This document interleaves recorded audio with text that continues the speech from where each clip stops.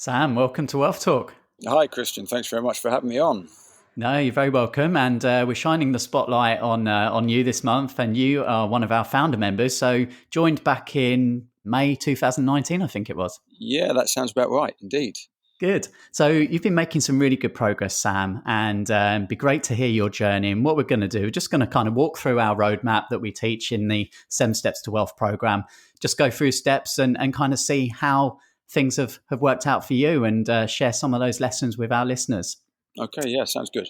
So step 1 is obviously the mindset step. So it's really getting clear on your why. So was there a particular catalyst or a point that you can remember back to, Sam, where you said to yourself, I've just got to take control and do something about my wealth? Not so much take control, because I always thought life was more about, there's more to life than working for money.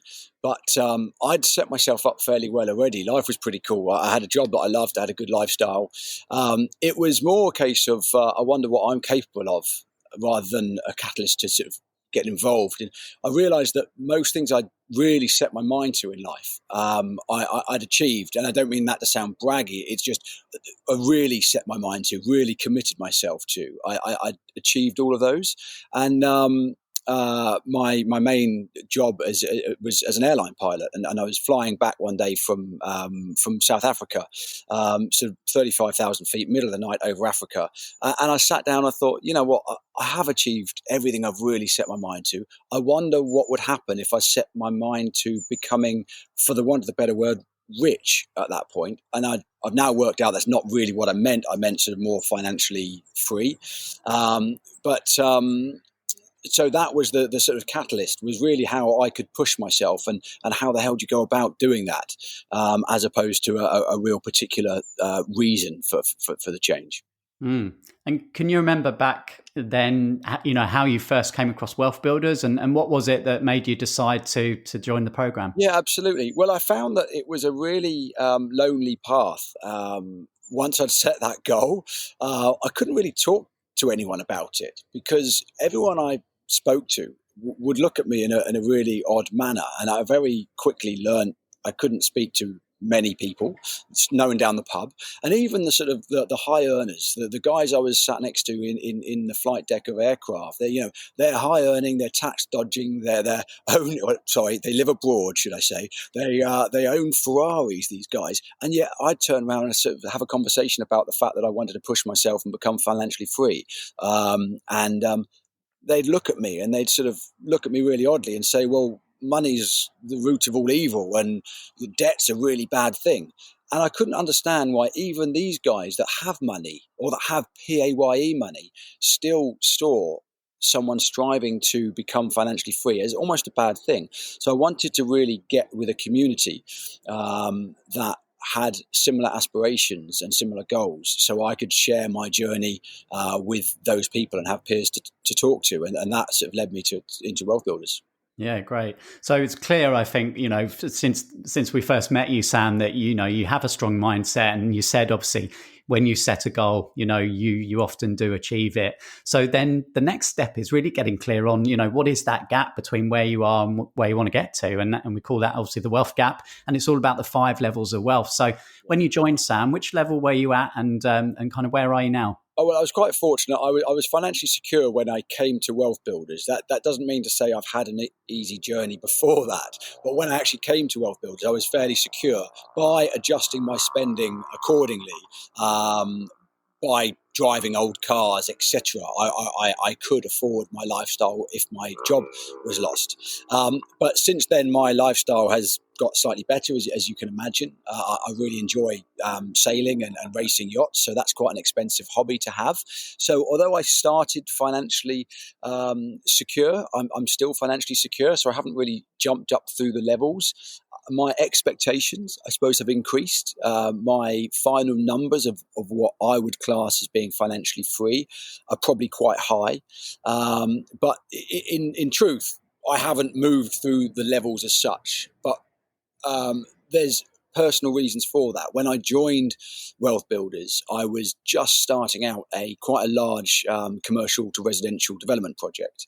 So all my money was going into that, and there was never going to be any return until the end. So my thermometer was never going to go up until the end of the project. We're just kind of coming to the end of that. The project's finished. I haven't had my cash back out, but the project is finished. So in a way, I've increased my potential monthly asset income without actually really increasing my asset income.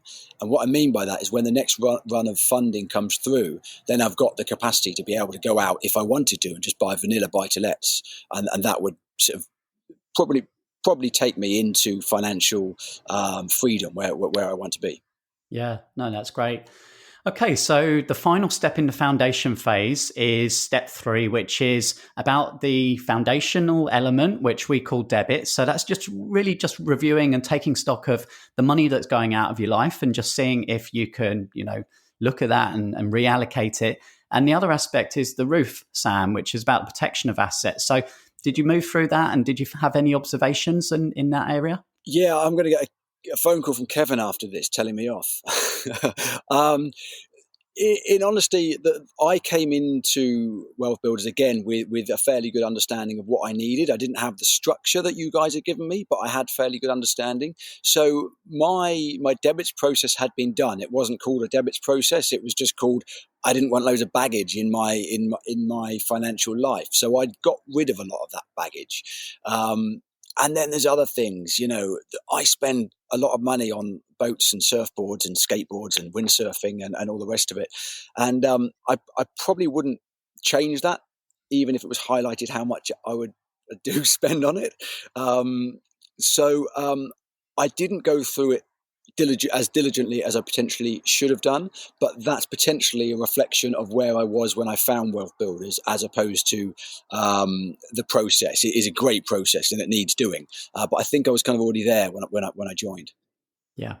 Okay, so the foundation is in place, Sam, and then we move into phase 2. That's all about building knowledge and obviously specifically around the assets that are available to build wealth. So step 4 is assets. So which did you already have some experience with when you joined, and which other pillars have you been able to utilize since? Property. Property had been my pillar long before I referred to it as a pillar. I'd kind of been playing around with property since about 2006. I bought my first place as a 100% buy-to-let mortgage, having just secured my first proper airline job. So I've been in property and had quite a good knowledge of property. In more recent years, but again, before finding Wealth Builders, I already had a SSAS. I used it to lend, and I'd also used it for loan backs. So the SSAS area was ticked, but again, to do with property. And then home capacity wise, we're lucky enough to live in the Isle of Wight. It's a beautiful place and we get lots of visitors. So using that, we set up a holiday let on the side of the house. So the home capacity, I guess, was already ticked as well before I sort of came in to Wealth Builder. So that's what I really had experience on. So a few of the different pillars, but all really pointing towards property. And again, JVs that I've done in the past were property related. Mm. You mentioned the Isle of Wight. We're actually recording this with video as well. So anyone listening to the podcast on audio, definitely do head to the Wealth Builders website or Facebook group. And you've got the sea in the background, Sam, and it looks idyllic. Yeah, it's one of those things. I'd always wanted to live by the sea. It's me. I'm a lifestyle person. And then we found a derelict house. So again, because of my experience in property, when I saw a derelict house on the waterfront in the Isle of Wight that needed completely gutting the roof off and a complete rebuild, it didn't faze me. And then I added the bonus of it had an area that I could use as a holiday let. So the mortgage would be covered even if I lost my job. So there's the little things like that. So the real knowledge of property helped me to be able to secure my lifelong dream of living right on the waterfront. And if you are looking at the videos, you can see I'm on the decking area over the front of the house at the moment in my front garden with the sea around me. And it's really... It's my journey has kind of led me here, and I'm very pleased to be here. Yeah. Well, you mentioned there a key point of wealth building, which is leverage. So, you found some ways to obviously look at the space and the land around you and use that to greater effect. So, how important is leverage when it comes to wealth building, Sam? And it's not just financial leverage. You can obviously have intellectual leverage, relationships, and your time as well. Hugely important, absolutely massively important. I can't stress that enough. Leverage is in different forms, as you absolutely rightly say, and I think leverage, first of all, people think about borrowing banks' money and using that, the sort of financial leverage, but really the people you've got around you can add so much into your journey, and really make your journey a lot easier than it is on your own. Now, I'm my own worst nightmare with this. It's been a constant battle for me. As an airline pilot, I'm used to knowing all the different elements. I know the science behind why the aircraft stays in the air. I know how the engines work. I know what my cabin crew are doing. And when you start knowing all the different elements, it's very easy for you to fall into being the person that does it, not on an aircraft, but in property. So I've got a tool belt, and I'm normally found with a hammer in my hand on my properties, backing up the tradesmen that I've got working for me. Now, that's really something that's been a battle to try and get away from that and be more dynamic and more professional instead of sort of a DIYer, as Kevin would say. Okay, so moving into step 6 then, which is really focusing on a strategy. And we've talked about the property pillar, talked about, the importance of using leverage. So what's been the strategy that's helped you to move up the levels, Sam? The strategy has been is property. It's all in property, and mainly recycling of deposits, getting my money out and being able to start again. There's been, obviously there's always a finite amount of money, and really making the most of that. And that's been the hard work bit. I think a strategy, again, it's a personal thing. It's different to everybody. But if I spread myself too thin at any point, I don't think I would have been able to accelerate myself through to sort of the next project and rolling on to the one after. So accepting a slower rate of change in my financial life, but really making sure that once I've finished that project, I can pull my money back out to be able to use that then on the next one. So are we talking kind of buy-to-lets and also some service accommodation? Sorry, absolutely. So buy-to-let has been the main backbone, and then recently moving into more residential or commercial to residential development. And build to let. I'm not selling at the end, so they are effectively build to let, but repurposing old high street buildings, and that's somewhere that I'm moving further and further into. I can really see a huge push towards getting defunct and underutilized high street and commercial buildings up and running again, and filling that gap of accommodation that the country massively needs. Okay, so we talked about the importance of getting the foundation in place right at the beginning, getting the right mindset, really clear on, what the gap is, and then getting all of the protection in place as well. We've just talked about understanding the 7 different ways to build wealth, the use of leverage, and then choosing a strategy. So now we move into phase 3 of our roadmap. And phase 3 is really about taking action. It's building assets, it's the implementation. And step 7 is focus. So this is where we really talk about the importance of following the wheel of wealth within the program, Sam. And that wheel has got five stages. It's firstly education, then good support, the right connections, doing your due diligence, and then taking guided action. And our wealth coaches are there every month to help you stay laser focused and to turn that wheel. So what benefits, Sam, have you gained from following that process and having that monthly accountability? Well, starting at the beginning of the educational phase, some of the the links that you guys have got, and the links, the connections to people, being able to have people suggesting other courses, etc., other ways of bettering your education, has been massively helpful to me. It's led me on to another a lot of educational courses that I've completed, and then at the end of the wheel, so to speak, your accountability and having a coach. Well, the wealth buddy groups. I've got a great buddy group. We really push each other forward. I don't think anybody has ever mentioned the word accountability in the buddy group.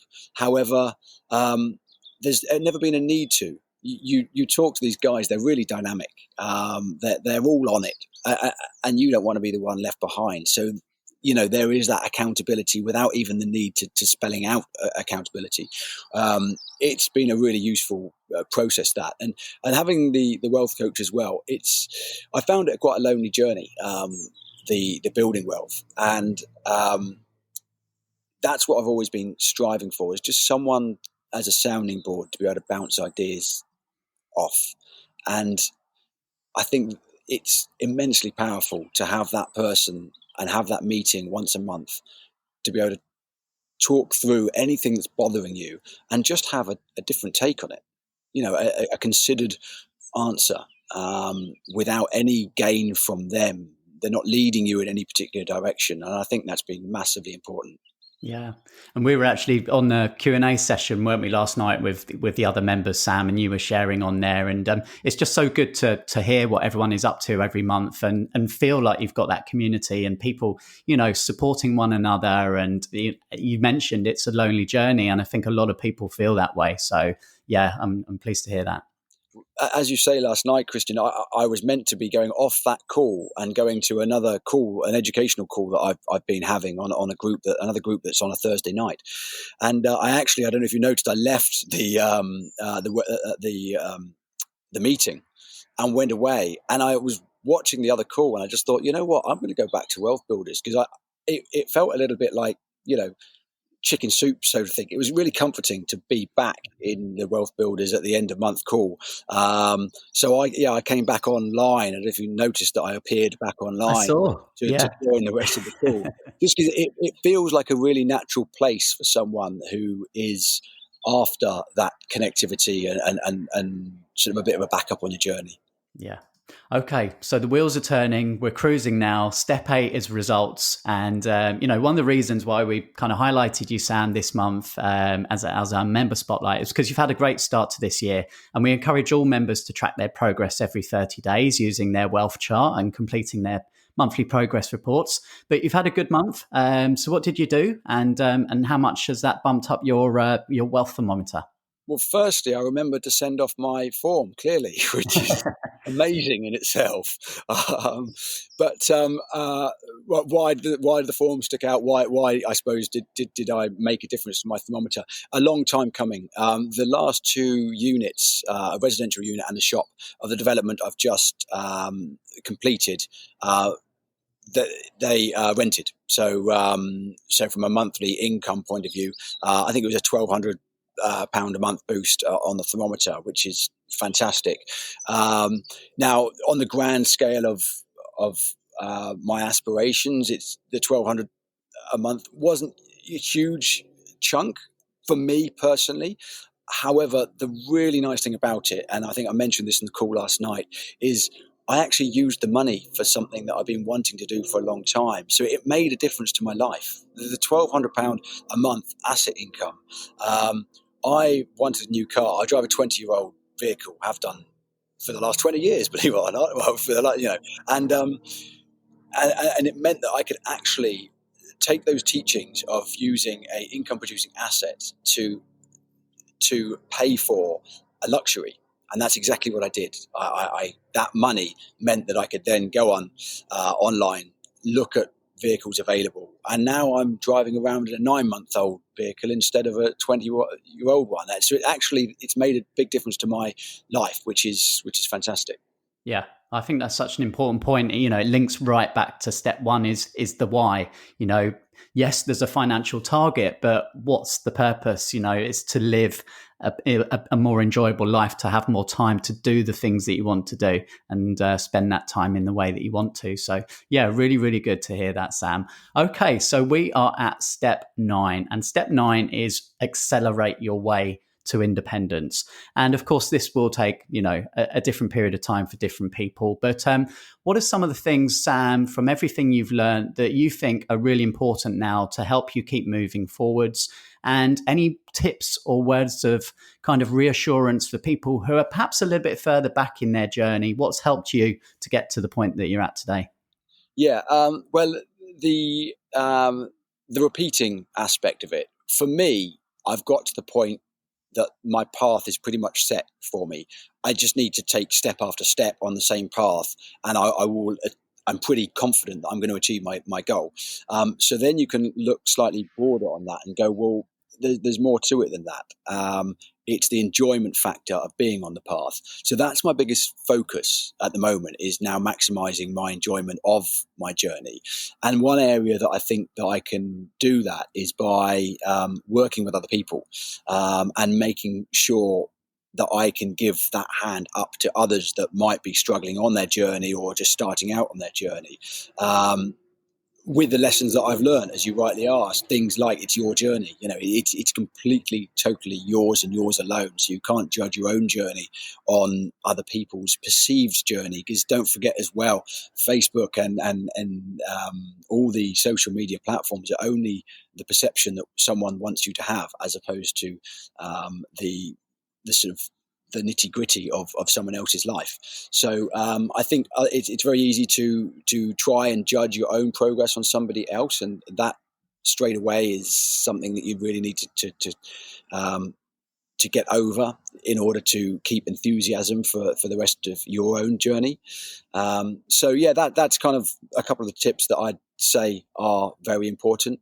Keeping focused on yourself, your journey. Your numbers are different to anybody else's, and it doesn't matter what anybody else is doing, and the perceived success that you think someone else seems to be having is completely irrelevant. It's your journey, and it's about you, and that's for my own journey. That's where I think I can really add value, and where I want to add value is my path is pretty well set now. After a lot of hard work, it doesn't come easy, but my path is pretty well set. And I want to enjoy that path more. And to enjoy that path more, I think I want to hook up with people and help them enjoy their journeys as well. And what better platform than Wealth Builders to be doing that? Yeah, well, thank you, Sam, and we really enjoy having you as one of our members, and I've really enjoyed speaking with you today and hearing your journey. So thanks a lot for sharing with us. Yeah, likewise, Christian. Really, always nice to talk to you. Thank you.